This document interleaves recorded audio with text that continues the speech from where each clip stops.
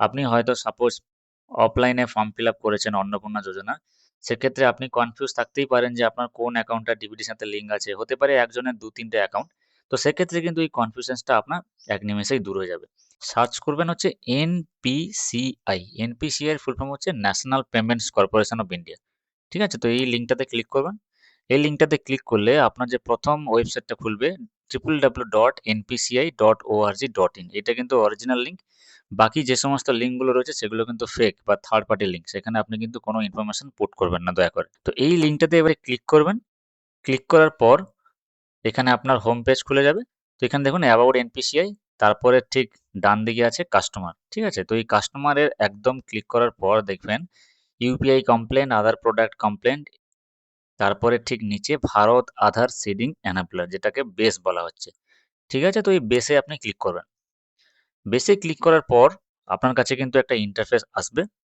তো এই ইন্টারফেসে আপনাকে যেটা দেখতে হবে যে আপনার আধারের সঙ্গে যে অ্যাকাউন্টটা রয়েছে, যেটা লিঙ্ক, সেটা ম্যাপড আছে কিনা।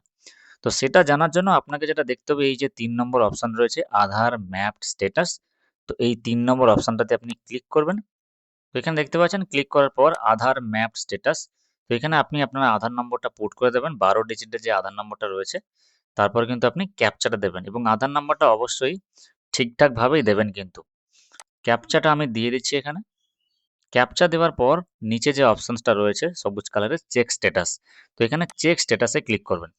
চেক স্ট্যাটাসে ক্লিক করলে কিন্তু বেনিফিশিয়ারির আধারের সঙ্গে যে মোবাইল নাম্বারটা যুক্ত রয়েছে না, সেই যুক্ত মোবাইল নাম্বারে একটা ওটিপি যাবে, ওয়ান টাইম পাসওয়ার্ড। সেই ওয়ান টাইম পাসওয়ার্ডটা কিন্তু এখানে পুট করতে হবে। তো আমি ওয়ান টাইম পাসওয়ার্ডটা এখানে দিয়ে দিলাম।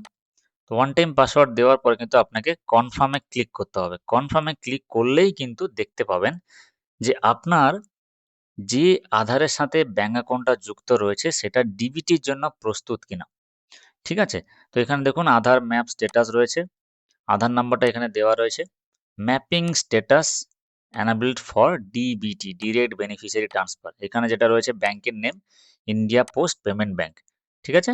এবং লাস্ট আপডেট যেটা ডেট রয়েছে ২৭/৩/২০২৫-এ ম্যান্ডেট ফ্ল্যাগ ইয়েস রয়েছে এবং ম্যান্ডেট ডেট রয়েছে ২৭ মার্চ ২০২৫।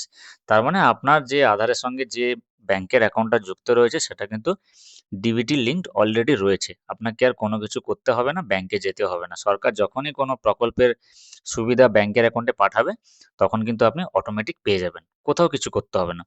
ঠিক আছে? তো এখানে এই পুরো ডিটেইলসটা কিন্তু আপনি জানতে পেরে যাচ্ছেন। ওকে, এবারে যেটা রয়েছে আপনি যদি চান অ্যাকাউন্ট ডিটেলস, মানে এখানে আপনার অ্যাকাউন্ট ডিটেলসটা জানতে চান, তাহলে এখানে do you want to change the service confirm এ ক্লিক করব। তারপরে কিন্তু সেম ভাবে আমি আপনার আবার আধার নাম্বারটা ক্লিক করব। ঠিক আছে? তো আমি আবার আধার নাম্বারটা ক্লিক করে নিচ্ছি।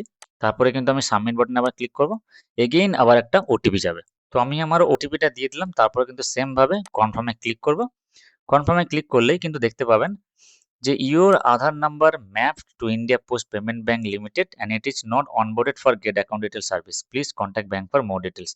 That means এখানে আপনার আধার নাম্বারের সাথে কোন ব্যাংকের অ্যাকাউন্টটা যুক্ত রয়েছে সেটাও কিন্তু আপনি দেখতে পাবেন। ঠিক আছে?